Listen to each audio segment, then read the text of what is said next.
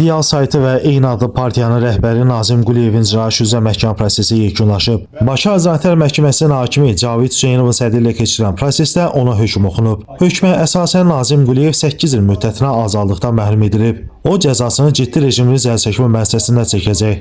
Xatırladaq ki, dövlət ittihamçısı Nazim Quliyevin 9 il 6 ay müddətinə azadlıqdan məhrum olunmasını istəmişdi.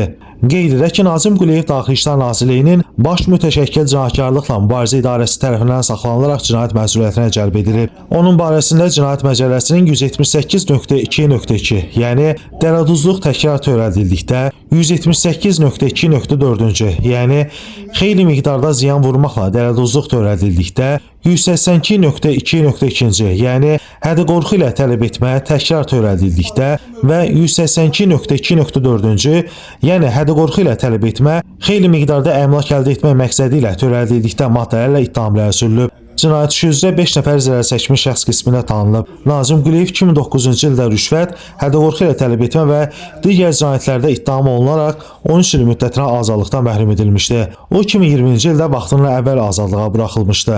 Orxan Rasifoğlu, Məhkəmə Xəbərləri.